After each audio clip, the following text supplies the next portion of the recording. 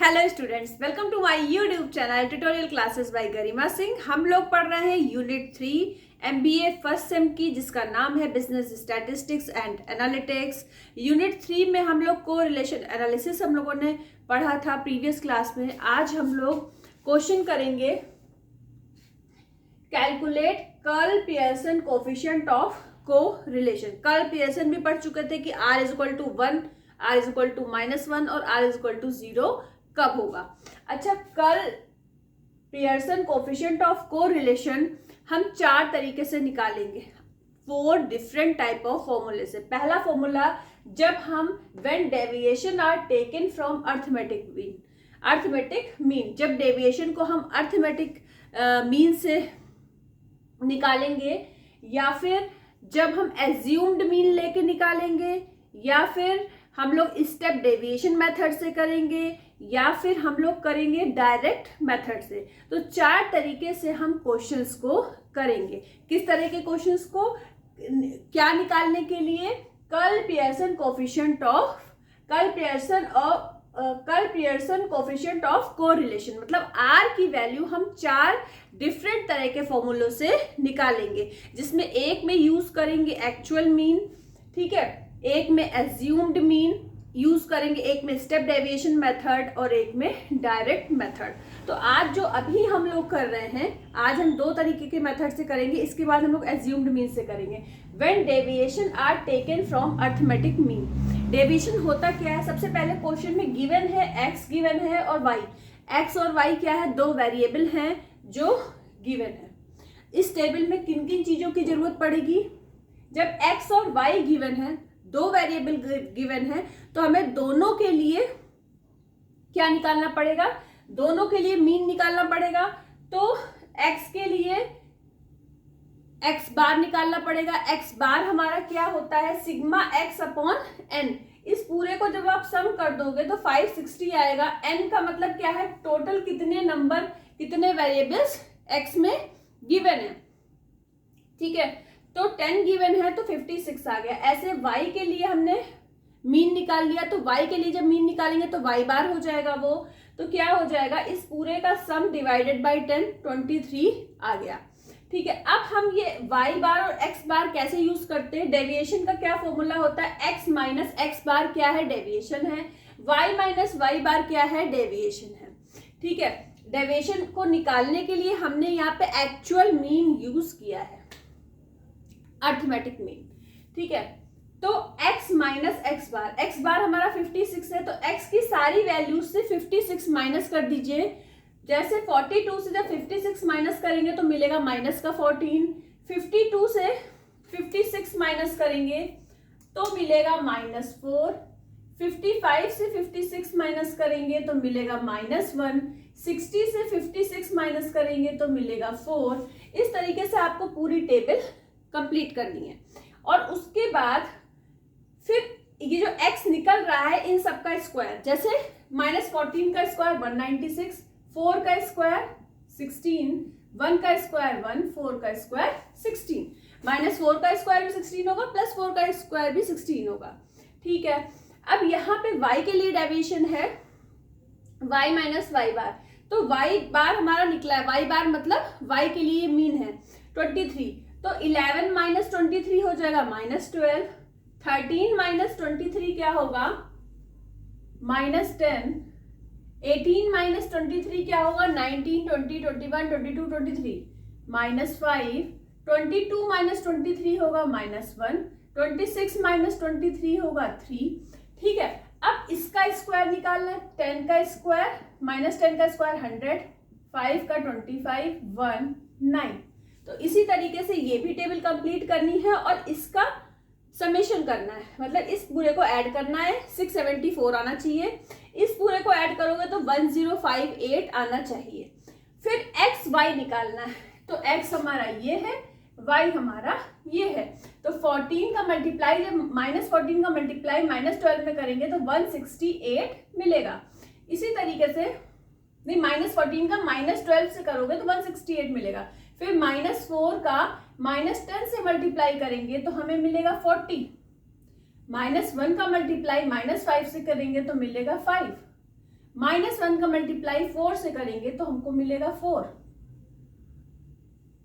-1 का 4 से करेंगे तो मिलेगा -4। अब इसको हम मैच कर लेते हैं। पहले इतना जो हमने अभी यहाँ बताया है इसको हम मैच कर लेते हैं कि ये सही हो रहा है कि नहीं।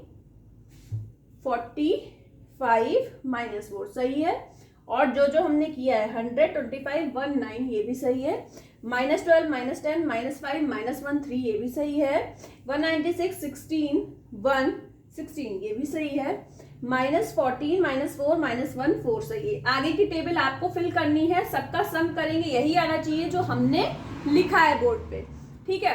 अब हमारा calculate Karl Pearson coefficient of correlation जब deviation taken from arithmetic mean. जब डेविएशन कैसे लिया है, अर्थमेटिक मीन से लिया है, तो हम कर्ल पियर्सन कोफिशिएंट के लिए ऑफ कोरिलेशन के लिए ये वाला फॉर्मूला यूज करेंगे। अब करना क्या है, सारी वैल्यू पुट कर दीजिए। R equal to sigma XY क्या है 643 अपॉन सिग्मा X स्क्वायर क्या है 1058 इंटू सिग्मा Y स्क्वायर क्या है 674। ठीक है, कैलकुलेटर से आपको करना होगा वहां पे, तो आप ये फटाफट सॉल्व कर दोगे, आंसर आपका निकलना चाहिए, वो हम बता देते हैं। 680,294 680,294 643।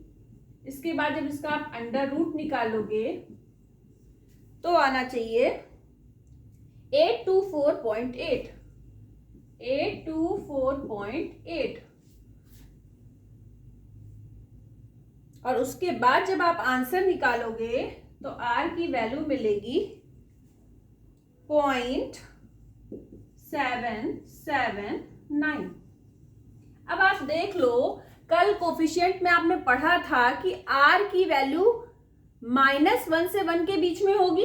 ये -1 से 1 के बीच में ही आ रही है, 1 से बड़ी नहीं है, -1 से छोटी नहीं है, तो इसका मतलब कि ये हमारी कैलकुलेशन भी सही है।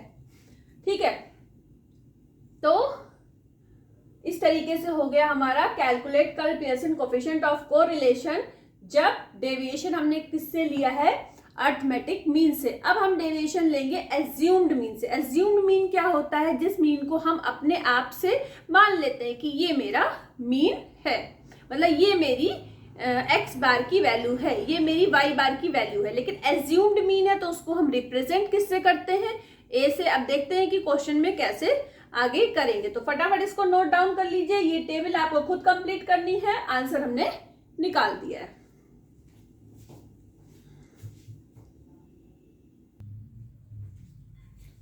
अब देखिए, ये इस क्वेश्चन में भी आपको Karl Pearson coefficient of correlation मतलब R निकालना है।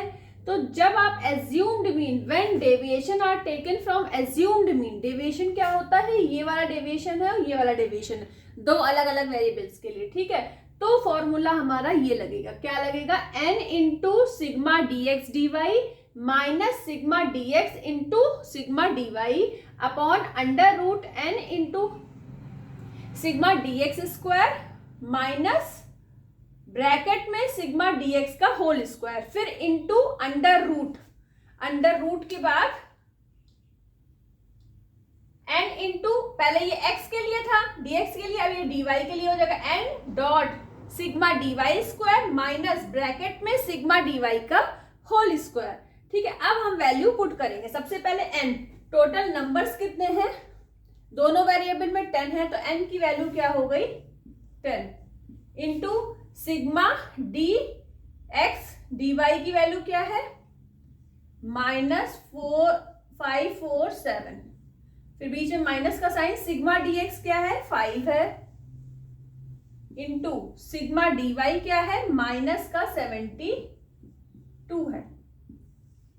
इसके बाद अंडर रूट n मतलब 10 सिग्मा dx स्क्वायर 85, फिर है माइनस सिग्मा dx का स्क्वायर, तो सिग्मा dx हमारा 5 है, तो 5 का स्क्वायर 25 हो गया। फिर दूसरा अंडर रूट लगाइए, n 10 लिख दीजिए। सिग्मा dy का स्क्वायर क्या हो जाएगा 10 इंटू, ठीक है यहाँ याद रखिए 10 इंटू 3710 माइनस सिग्मा dy क्या है -72, तो -72 का स्क्वायर क्या आ जाएगा -72 का स्क्वायर, ये लिखा हुआ है -72। ठीक है, इसकी पिक आपको डिस्क्रिप्शन बॉक्स में मिल जाएगी। इसके बाद आपको कैलकुलेटर से सॉल्व करना है तो आप भी सॉल्व करिए, हम भी सॉल्व करते हैं। ठीक है, तो फटाफट सॉल्व करिए अपनी कॉपी में जल्दी जल्दी। अब देखिए इन दोनों को मल्टीप्लाई कर दिया, लिख दिया, इन दोनों को कर दिया। ठीक है, फिर ऐसे इसको सॉल्व करा, इसको सॉल्व करा, फिर इन दोनों को ऐड कर दिया, फिर इन दोनों को इसको सॉल्व करा, इसको सॉल्व करा, तो हमको ये मिल गया अंडर रूट के बाद। फिर डिवाइड करा तो r इज इक्वल टू -0.996 मिल गया।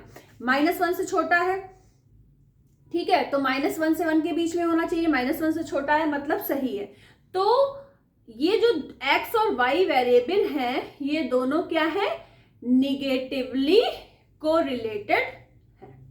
ठीक है, क्या है निगेटिवली कोरिलेटेड है। इससे पहले जो हमारा आंसर आया था पॉजिटिव में आया था तो वो पॉजिटिवली कोरिलेटेड थे, ये निगेटिवली कोरिलेटेड है। आपको पता है, चलिए आपको यहां तक तो आपको सब समझा दिया था, ये सारी टेबल ध्यान से, ये सब तो हमने आपको बता दिया था कि कैसे कैसे निकलेगा। देखिए ये जो dx हमारा था, dx यहाँ पे x माइनस ए हो जाता है। a क्यों लिखा है, a है एज्यूम्ड मीन के लिए, तो हमने x के लिए एज्यूम्ड मीन 5 ले लिया, यहाँ लिख दिया है। वेरिएबल x के लिए एज्यूम्ड मीन 5, वेरिएबल y के लिए एज्यूम्ड मीन 40। एज्यूम्ड मीन जरूरी नहीं है कि जो नंबर्स गिवन है उसी में से हम एज्यूम्ड मीन लें, हम कुछ भी एज्यूम्ड मीन ले सकते हैं। एज्यूम कर रहे हैं तो हम कुछ भी एज्यूम कर सकते हैं। ठीक है, ऐसा एज्यूम करिए जिससे कैलकुलेशन आपकी इजी हो जाए। तो हमारा dx कैसे निकलेगा, x माइनस ए करके, x ये है तो 1 से 5 माइनस करिए -4, 2 से 5 माइनस करिए -3, क्योंकि 5 है एज्यूम्ड मीन x के लिए, y के लिए 40 है, 62 माइनस 40 22, 56 माइनस 40 16, 48 माइनस 48। अब इस वाले का स्क्वायर यहाँ लिखा है, इस वाले का स्क्वायर यहाँ लिखा है, फिर dx और dy का आपस में मल्टीप्लाई करके यहाँ लिखा है। ये टेबल आपको कंप्लीट करनी है। जब इनका सम करोगे तो ये आना चाहिए, अगर सम ये नहीं आ रहा है तो इसका मतलब आपने जो टेबल यहाँ पे फिल करी है वो रॉन्ग है। फॉर्मूला हम पहले ही बता चुके हैं, इस फॉर्मूले पे हमने सारी वैल्यूज पुट कर दी तो हमको आंसर मिल गया r इज इक्वल टू -0.996, जो हमारा क्या है -1 से छोटा है और निगेटिव है, तो इसलिए दोनों वेरिएबल x और y कैसे हैं निगेटिवली कोरिलेटेड। आज के लिए इतना ही। नेक्स्ट क्लास में बाकी के दो हम पढ़ेंगे। एक तो हम पढ़ेंगे स्टेप डेविएशन से, जैसे यहाँ एज्यूम्ड मीन से पढ़ा, एक्चुअल मीन से पढ़ा या अर्थमेटिक मीन से पढ़ा, तो अब हम पढ़ेंगे स्टेप डेविएशन मेथड से। और डायरेक्ट मेथड से क्या पढ़ेंगे, कल पियर्सन कोफिशिएंट ऑफ कोरिलेशन कैसे निकालते हैं। चैनल को सब्सक्राइब कर दीजिएगा, वीडियो को लाइक कर दीजिएगा। आज के लिए इतना ही। All the best to all of you. Thank you.